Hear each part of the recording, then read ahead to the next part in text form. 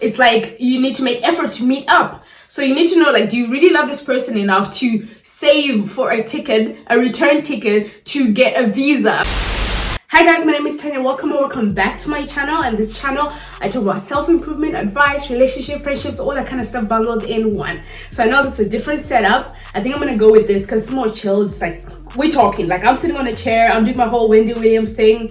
Like I was inspired by that, so this is what we're gonna do from now on. So you obviously clicked on this video because you're probably in a long distance relationship, or you're considering to being in a long distance relationship, and I just want to give you some few tips as someone that has been in one for like 2 years, 1 year and a half. So without further ado, let's get right into this video. So one of the first things that you want to discuss with your partner as you're going into this long distance relationship is that, what is loyalty to you? What does it mean to be loyal? Like, what are your boundaries? Like, you also need to discuss the dynamics of your opposite sex relationships that you're gonna have with other people while your partner is not there. So just establish that and what that means to you, what that looks like to you. Discuss social media. Since you are not with that partner, like in the same city, in the same neighborhood, when you're in a long distance relationship, there's just more to it than if your partner is like in the same neighborhood as you. Like, you can obviously see, like, if your partner is living close to you, you don't chat as much than you would if it's long distance relationship. So just look at and how that looks like. And number 2 is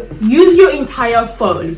And what I mean by using your entire phone is that there's not only texting when it comes to your phone. Like, you can call each other. I know calling is something that most introverts are not really into, but like when you're obviously in love with someone, you want to hear their voice. So not only that, you can voice note, send each other voice notes. You can video call, and not only just video call, like let's sit down video call. No, I mean like plan dates, and that's just going to my next point. Planning things that you can do together on Zoom or like just on the web.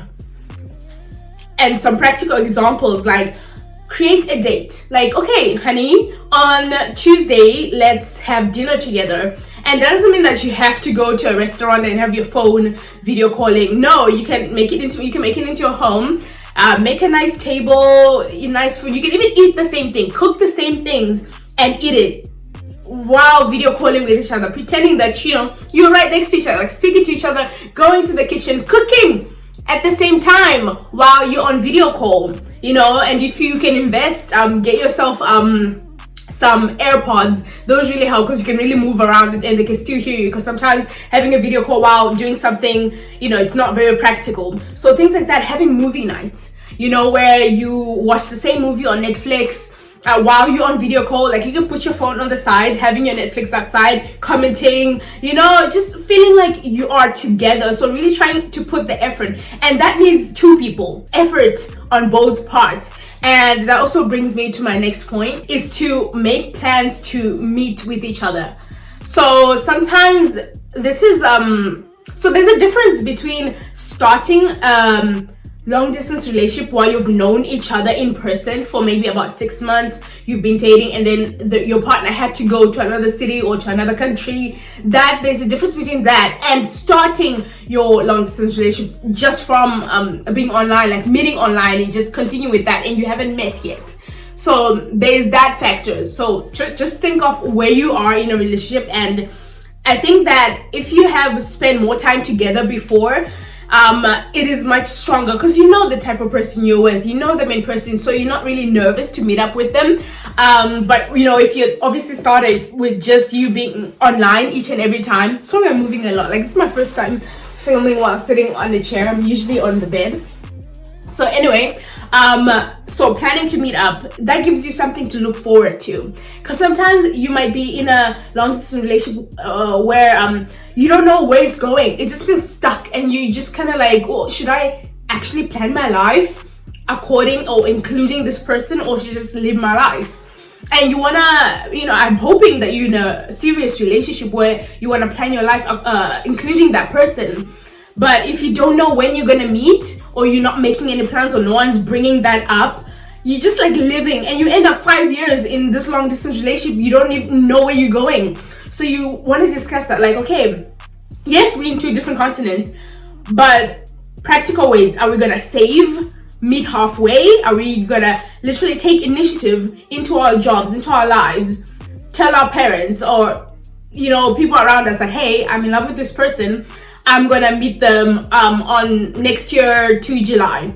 Like, make those practical plans, start saving, because it includes money. That's the unfortunate part of long distance, because it includes a lot more money, but it's all bundled in one. It's not like small dates each and every time. It's like you need to make effort to meet up. That also gives you an anticipation. You can tell each other, when you're having those chats, you can tell each other like, okay, I can't wait to do that, I can't wait to do that. At least there's something to look forward to. So always, when you are in a relationship or a long distance relationship, chat about meeting up, make plans, make them happen, meet up, do whatever you need to do.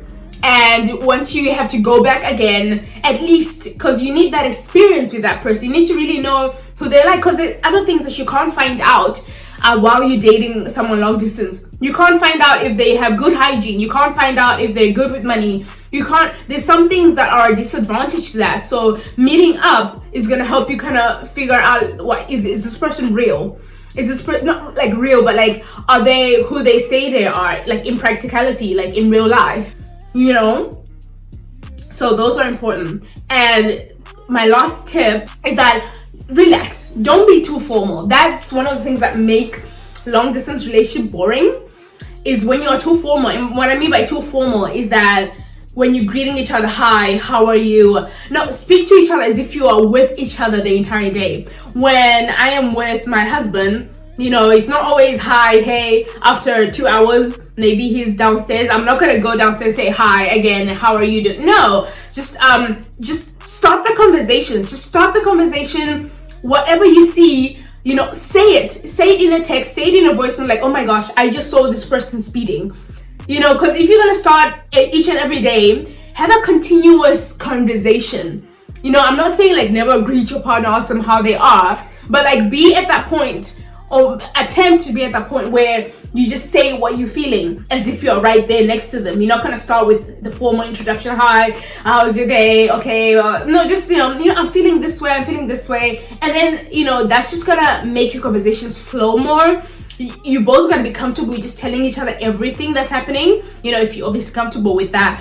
But like, yeah, just if you know that they're not at work and this is something cool that you saw, just send them a random picture, just send them a random video, call them, video call. And overall, this is gonna make your long distance relationship more vibrant, something that's exciting. Communication, at the end of the day, communication. You can tell each other like, okay, I've been feeling a little bit distant. Don't just be distant, like, because you do have those dry days, in long distance relationship where you don't speak maybe for 3 days or 1 week. Like you ask yourself obviously the basic questions like, how are you? But you go through this dry patch, which does happen in relationships where you're living close to each other. So that also happens. But don't feel like that person doesn't love you anymore because they haven't been as vibrant on text or on the phone call, because people do go through some things in where they are. So just be aware of that and be like, okay babe, I'm not really feeling like, I'm just lacking motivation. They still love you, but I'm just not gonna, I don't really feel like texting, and that's okay. So you need to be okay with that. You need to be secure.